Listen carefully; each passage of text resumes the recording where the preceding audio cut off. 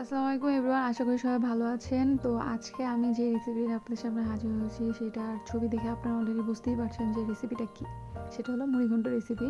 তো মুড়িঘণ্ট রেসিপি বানানোর জন্য সবার আগে আমাদের ফার্স্টে লাগবে হলো একটা কড়াই।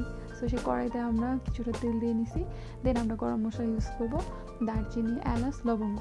সো আপনারা হয়তো আমার আঙ্গুলে কিছু কালি দেখছেন, তো আমি হলো মাটি চুর রান্না করতেছি, তো এরকম কালি টালি লাগিয়ে মাটি চুর রান্না করতে গেলে তো এখানে আমি তেজপাতা আর পেঁয়াজ কুচি ইউজ করছি। সো আপনারা যদি চান যে আমরা মুড়িঘণ্টতে মশলা পছন্দ করি না, গরম মশলা আমরা খাবো না, সো সেক্ষেত্রে আপনারা গরম মশলাটা নাই দিতে পারেন। তো আমার কাছে ভালো লাগে তাই আমি দিছি। তো আমি এখানে মশলাটা কষানোর জন্য রসুন বাটা, আদা বাটা, হলুদ গুঁড়া, মরিচের গুঁড়া, ধনিয়া গুঁড়া ইউজ করছি। আমি এখানে সব ধরনের মশলা একসাথে দিয়ে দিছি। তো এরপর আমি এখানে সামান্য পরিমাণ একটু পানি দিয়ে দেন মশলাটাকে কষিয়ে নিব। সো প্লিজ আপনারা আমাকে জানাবেন কার কার মুড়িঘণ্ট পছন্দ। আমার অনেক মজা লাগে মুড়িঘণ্ট। সো আপনাদের কার কাছে পছন্দ প্লিজ আমাকে কমেন্টে জানাবেন। তো আমি পানি দিয়ে দিছি, এখানে হালকা একটু লবণ দিয়ে দিছি, হালকা না ভালোই লবণ দিছি, যতটুকু লাগবে আসলে। তো এগুলো দিয়ে আমি মশলাটাকে ভালো মতো কষিয়ে নিব। যখন মশলা থেকে তেল ছাড়া শুরু হয়ে যাবে দেন আমি মাথার পিসগুলো দিয়ে দিব। তো আসলে মুড়িঘণ্ট মিন্স যে মাছের মাথায় দেওয়া লাগবে এরকমটা না, আপনারা সেখানে চাইলেও সলিড পিসও দিতে পারেন, এটা আপনাদের উপর ডিপেন্ড করতেছে। কিন্তু মুড়িঘণ্ট মিন্স সবাই বুঝে এলো মাছের মাথায়। তো মাছের মাথাটা মশলার সাথে ভালো মতো নেড়ে চেড়ে কষিয়ে নেব। আপনারা আমাকে বলতে পারবেন যে এটা কী মাছের মাথা? আসলে আমি জানি না এটা কী মাছের মাথা, বাস আম্মু দিচ্ছে, আমি রান্না করছি। সো আমার কোনো আইডিয়া নেই এটা কী মাছের মাথা। সো আপনারা যদি কেউ জেনে থাকেন প্লিজ আমাকে জানাবেন। তো মাথাটাকে ভালো মতো নেড়ে চেড়ে আমি কিছুক্ষণের জন্য ঢাকনা দিয়ে ঢেকে রেখে দিব। আপনারা যখন চুলায় রান্না করবেন, মানে গ্যাসের চুলায় রান্না করবেন, তখন আপনারা জালটা একটু কমিয়ে রাখবেন যাতে করে মশলাটা পুড়ে না যায়। সো এখানে আমি যেহেতু মাটির চুলা রান্না করছি, সো আমি এখানে একটু জালটা কমিয়ে ইউজ করছি। তারপর আসলে মাটির চুলার একবার আগুন ভালো মতো লেগে গেলে আসলে জাল কমানোটা অনেক কঠিন, আর আমি অত পারদর্শী না, তাই অনেক সময় বুঝতেও পারি না। তো সেক্ষেত্রে আপনাদের আগে থেকে বলে দিলাম।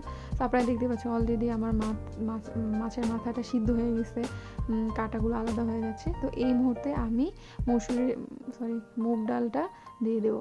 আসলে আমার মসুর ডাল আর মুগ ডালের ভিতরে আমি কনফিউজ হয়ে যাই।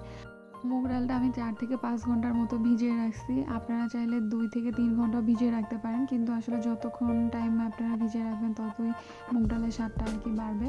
তো আমি এখানে মশলা বা মাথার সাথে ভালো মতো মুগ ডালটা কষিয়ে নিব, একটু ভাজা ভাজা করে নিব মুগ ডালটা। দেন আমি পরিমাণ মতো এখানে ঝোল দিয়ে দেবো আর কি।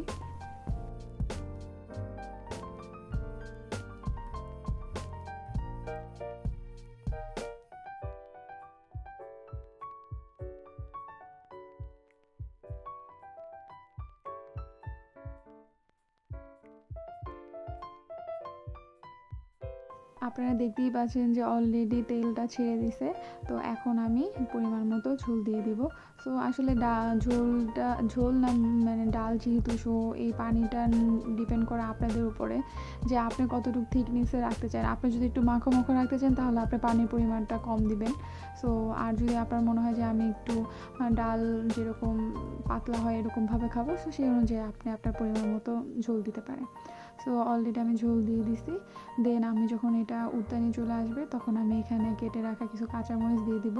বিকজ এখানে হয়তো আমি মরিচ ইউজ করছি, কিন্তু আমি কাঁচামরিচটা মেনলি ফ্লেভারের জন্য দিতে যাচ্ছি।